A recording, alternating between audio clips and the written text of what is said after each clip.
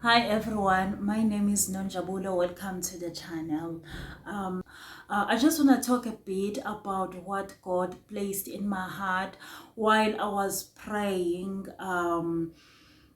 the whole of last week, actually. In fact, last week while I was praying to God about the things that we struggle with, and including our our attacks, our fights that we face from the enemy. And God said to me while I was praying, I remember I shared the way where I spoke about overcoming evil with good. Um, as I was praying, I was wondering, asking God, as much as God, you told us not to fight with the enemy, not to have, not to be, how can I put it?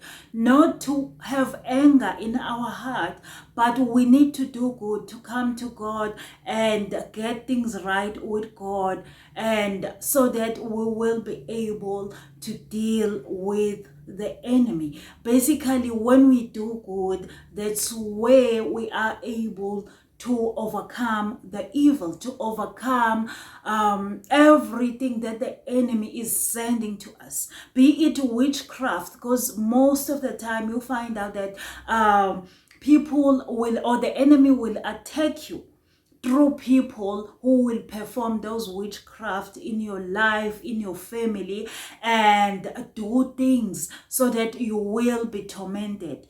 As you are trying to progress in your life, you find yourself as if you regress, you're regressing. In fact, there is that regressing in your life where you just find yourself as if you're going backward instead of going forward, because of the things that the enemy is doing. In fact, the enemy is using people as well to perform all those things, as we know how people they into these things of into witchcraft, uh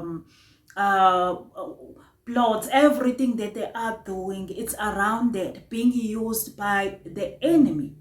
But when it happens, you find out that you didn't do anything wrong to the person. You ask yourself, what is it that you have done to that person that is busy pursuing you, want to destroy you, or wanting to destroy you? Because the main purpose of the enemy is to kill, to steal, and destroy. So obviously, as you face the sicknesses, you don't have joy, you are struggling. So that what the enemy is about, to steal our joy, to destroy us, to kill us. So you find out that when you look at it, you try to trace maybe your steps just to see where did you go wrong? Did you maybe perhaps wrong the person? What made the person to be angry at you and hate you that much that the person will go out and just perform witchcraft over your life? So that what God was ministering to me, because I was coming to God saying, God, I don't remember doing anything wrong to this person. Not even a single day where I recall maybe saying wrong stuff to this person, but the person is busy performing this witchcraft over my life. And then I have experienced these witchcrafts also in my family. So God said to me, the reason I said don't fight with the enemy, let everything to God. Let God do it for yourself. It's because you never done anything wrong to this person. Can you imagine, children of God, the person is angry, with you or angry over you because you have a car, the person doesn't have a car. You have beautiful eyes. The person look at you and thinks thinks that you are beautiful than what that person is. You have a house. That person that the person doesn't have a house. You have beautiful hair, of which the person doesn't have. Those are the things that God gave you. You didn't ask for it. You didn't ask for the car. You didn't, sorry, how can I put it? God provided you with that car, even if you ask God for it. But He is the one who provided that car to you. If you have beautiful hair, you're born like that. You never asked to have what you have. You never asked to have beautiful hair or to have big volume hair, to have that big hair, whereas other people are struggling. God gave us according to what we need. Because remember that we are unique to God. He gives each and every one of us different features because we are unique. We are not the same. So if you have beautiful eyes and I don't have beautiful eyes, I can really for me to just be angry and hate you for that, and to the extent that I want to kill you just because I think you are beautiful than me or you are smarter than me. It's not because I asked or well, God loved me and He gave those things to me. Those things are given to me by God because He knows my destiny and He knows each and every one. And He knows exactly. Remember that with our body features, you didn't even ask God for it. I understand with the car and money because some of us, we pray and God answer our prayers. But with even our body features, you've never asked to have a light complexion. You've never asked to have a dark complexion. If the person would just find it easy to hate and attack you over those things, the person is not fighting you, but the person is fighting God Himself. Let me say, the devil is not fighting you, but the devil is fighting God Himself because He is the one who created you. He is the one who set your destiny, who appointed you even in that ministry before you were even born, because He knew you. He made everything. He went before you. He prepared everything for you, so that when you come, everything is ready for you. And even with your body features, He created you. You were born with those things. If the person can hate you to the point of one thing you did or want to attack you over those things, just know that the person is not fighting you. He's fighting God Himself. That's why God said to us, don't fight with the devil. Especially if you don't know what is it that you've done to the devil to follow you, to the Satan to be after your case. That's why God is asking us. Oh, God is asking us at this time that don't fight with the enemy. The only thing that you need to do is to come to God. Repent, go to God so that you will be found in God and God will fight for you. I wanted to ask God, why, God, you say we mustn't fight? Because sometimes it's painful. You experience pains because of the things that the devil is doing in your life. Sometimes you want to move forward, you can't even move forward. It's painful.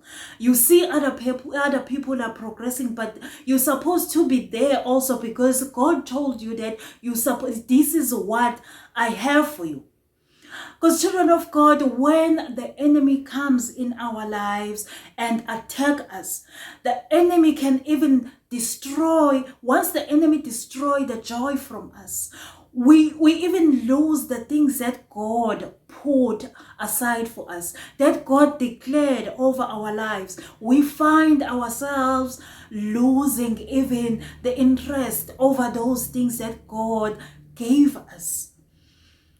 That's why God is asking us at this time that we must be in Him. He is the one who is fighting at this time, because He knows everything. Even those sicknesses that the devil, the enemy is sending in your lives, He knows everything about it. That's why sometimes when we face these things, God will show us step by step and show us what is the enemy busy doing in our lives, and what is the purpose of this, of all the witchcraft that the enemy is sending in our lives. I remember while I was praying, God showed me that, you know what, the enemy is angry because the enemy thinks that you are the one who open doors for the other generation that comes after you.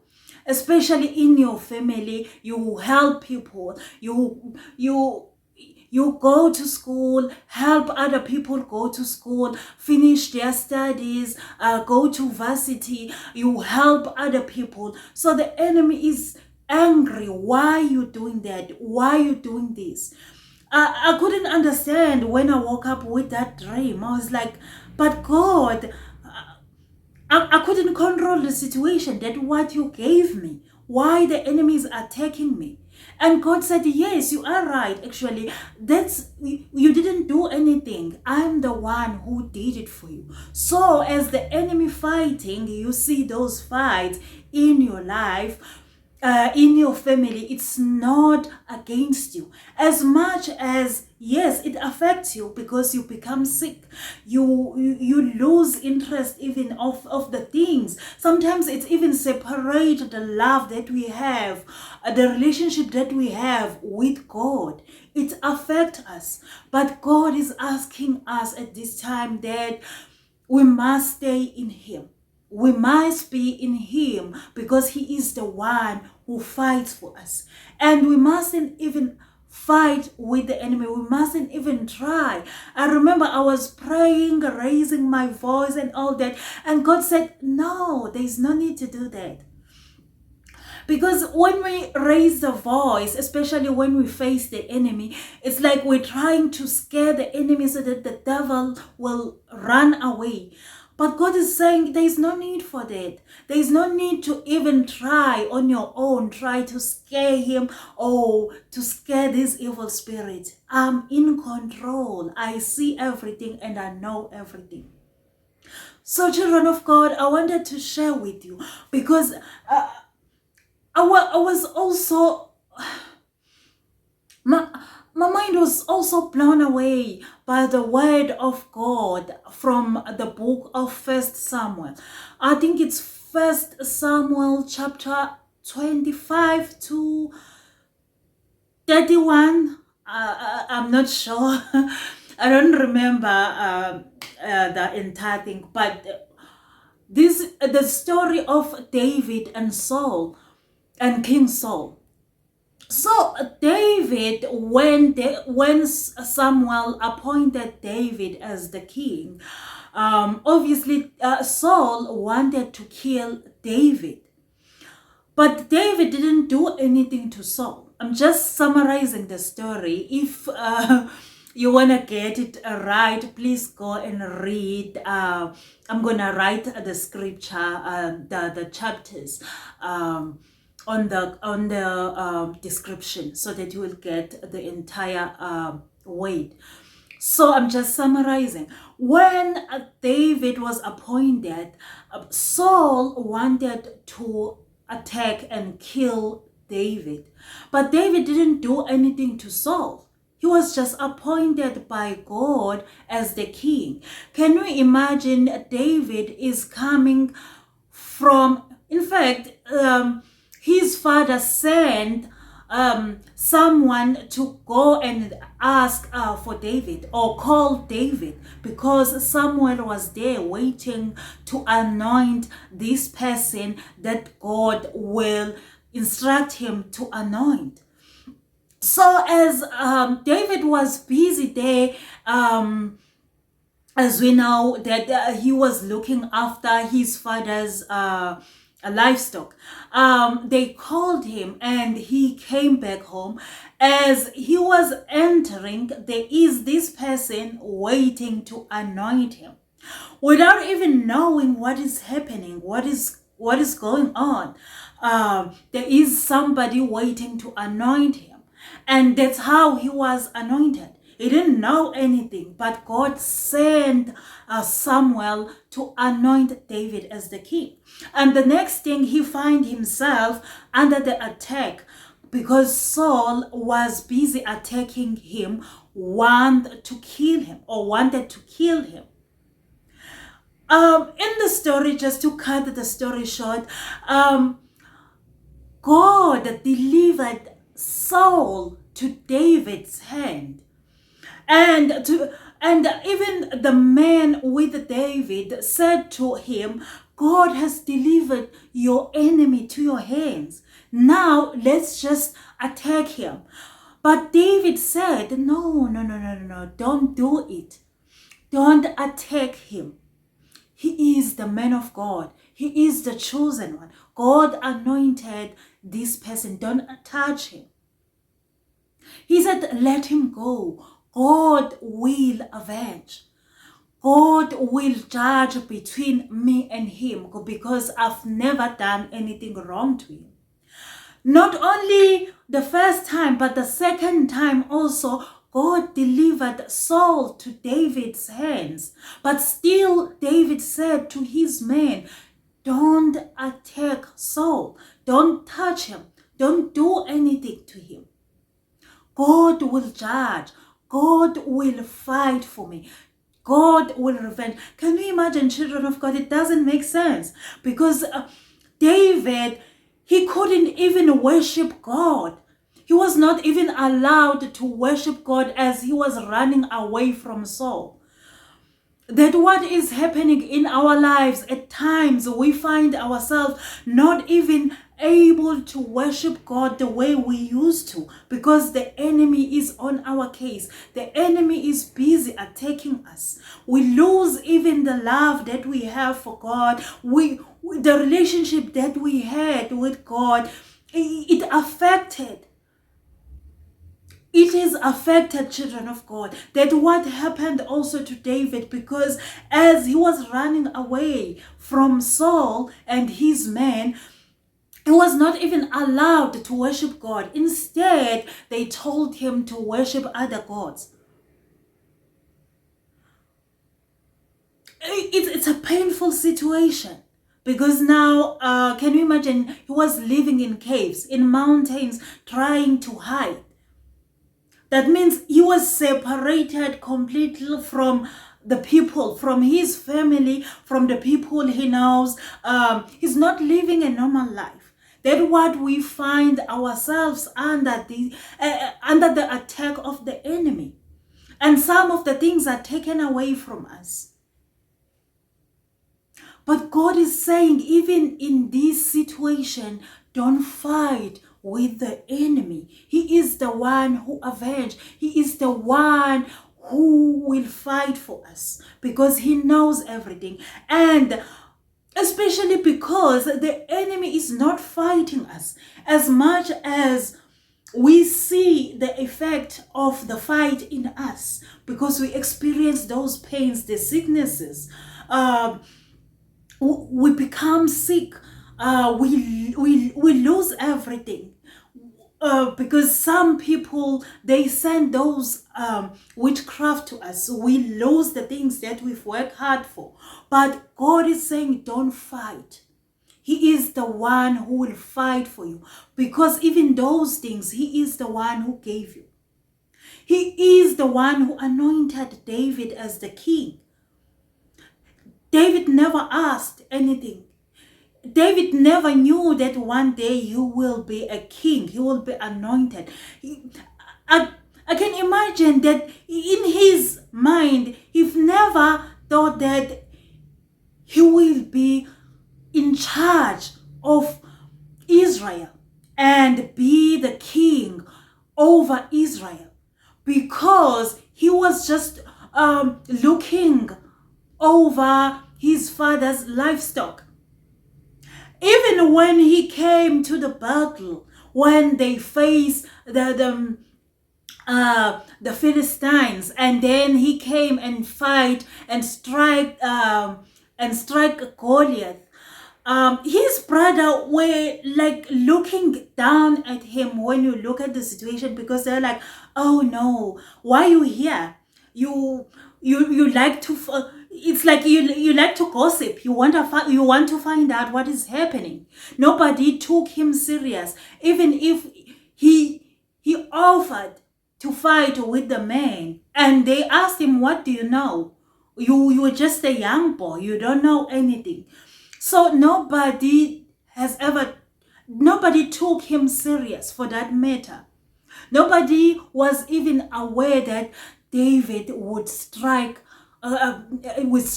Goliath. But as he was approaching the king and trying to explain to the king that I've been through these things and I think I will be able to strike this man because God has been with me, I believe that even now God will be with me. He will rescue me over this. Sorry, children of God, it just went off. I don't know what happened. But I was just explaining that, children of God, it was not David's understanding, but it was God's will that he anointed him king. And he put him on the same throne, or let me say the throne that Saul was sitting on. He didn't ask for that, but God gave him that. Even with the things that we have, that the enemy is busy fighting in our lives, we've never asked for those things. But God gave it to us. Hence, God is saying there is no need for us to fight. He is with us and He will deliver us even from those sicknesses, even from those things, even with the love and the relationship that was affected between us and God. God will bring it back again. You will find that spark again. Those relationship, the love that you used to have, it will be restored as well. Because when God comes in your life, He will restore each and everything that the enemy has stolen. Each and everything that the enemy has taken away or from our lives. He will heal us, children of God, even from those diseases, from those sicknesses. God will heal us and He will restore us. And we will find ourselves back to that same love that we had for God, that same love that God showed us. And we will be able to achieve the purpose of God with our lives. So, children of God, I just want to share that word with you. Just a quick word that be encouraged, children of God. Even as you pray, come to God and speak to God. And God will take care of everything in our lives. I hope I will remember to just put the link on the description for that word that I shared with you. Where I said we overcome evil with good. Be blessed, children of God. Thank you for tuning in. And I just want to encourage you that if you have comments or questions, you can just write on the comment section. Thank you so much for your time once again. See you on the next video. Bye.